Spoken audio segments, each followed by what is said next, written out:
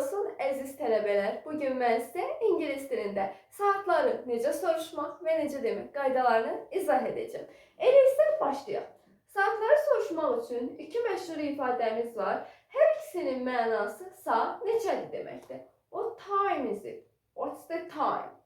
Saatları soruşmaq üçün bu ifadələrdən istifadə edə bilərik. İndi isə gəlin ingilis dilində saatların deyilmə qaydasına keçək. Saatları demək üçün ən əsas məsələ işləmiş qaydasına diqqət etməliyik. Çünki bu tələbələrin qarışdırdığı məsələlərdən biridir ki, işləmiş deyəndə necə olur? Bunu diqqətlə qulaq assaq, bu artıq bizim üçün aydın olacaq.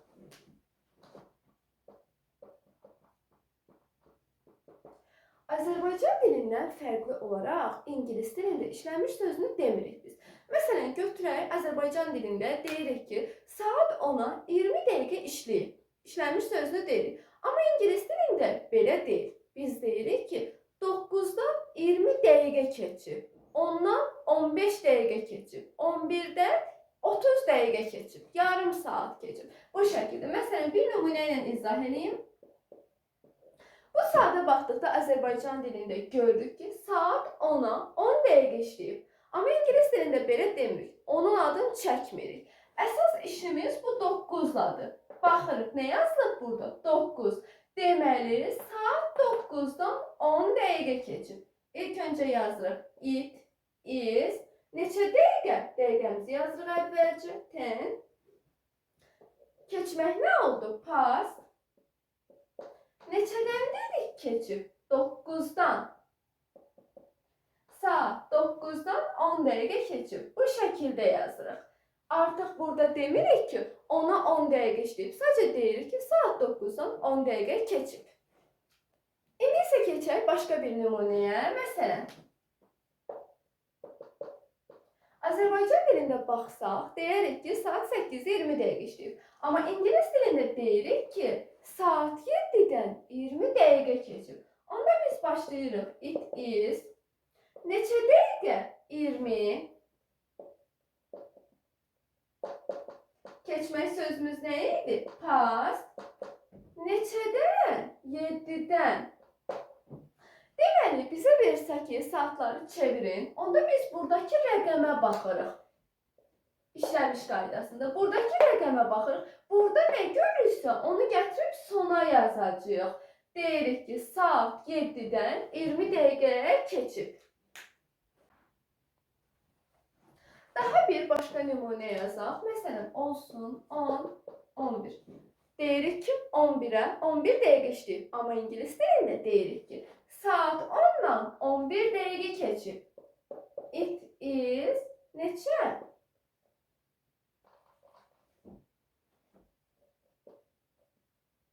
Əlavın.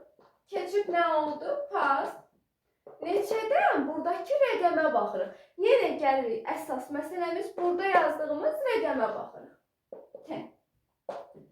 Saat 10-dan 11 dəqiqə keçib. 11-ə 11 dəqiqə işləyib. Başqa bir nümunə yazaq.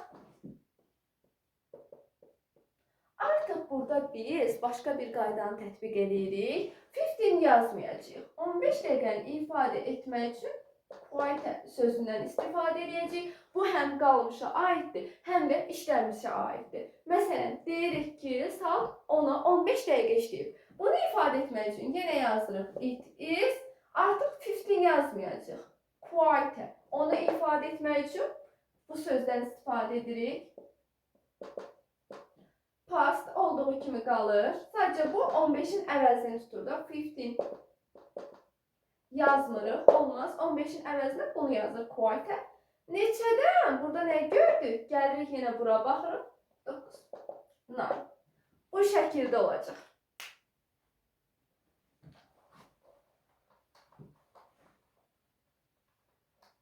Gəlin baxaq yarısını demək qaydasına.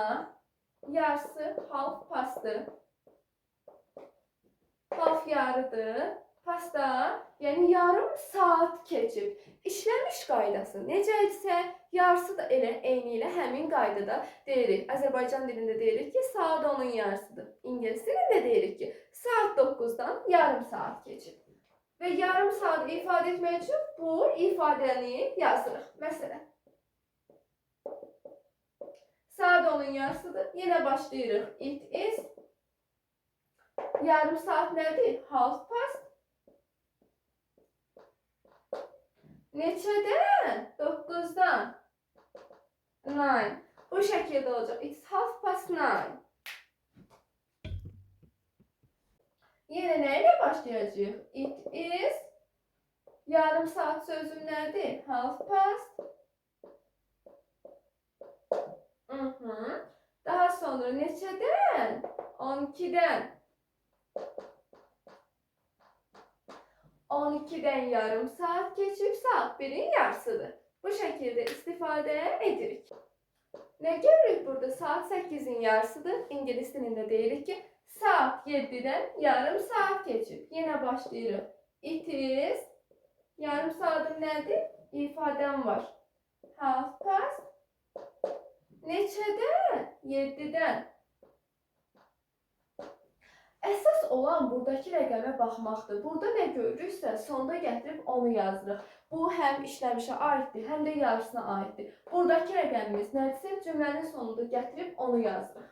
Azərbaycan dilində necədirsə elə demirik ki, saat 8'in yarısıdırsa, burada 8 yazılır. Yox, işləmiş və yarısı qaydası ingilis dilində fərqlidir. Neçə dəqiqə keçdiyini bildiririk. Yarım saatsa ilk öncə dəqiqəmizi yazırıq, yarım saat, half past, daha sonra neçədən keçdiyini bildiririk. 7, əvvəlki rəqəmimizə baxırıq. İndi isə gəlin qalmış qaydasını öyrənək. Bu demək olar ki, asandır. Azərbaycan dilində olduğu kimidir. To. Məsələn, deyək ki, nə görürük burada? Görürük ki, saat 9'a 20 dəqiqə qalıb. Elə Azərbaycan dilində olduğu kimi də çeviririk. İlk öncə yenə it is. Neçə dəqiqə qalıb? Yenə dəqiqəmizi yazırıq. 40'dırsa deməli 20 dəqiqə qalıb. Neçəyə? 9'a. To qalmışı bildirir. Rəqəmimizdə yazırıq. 9.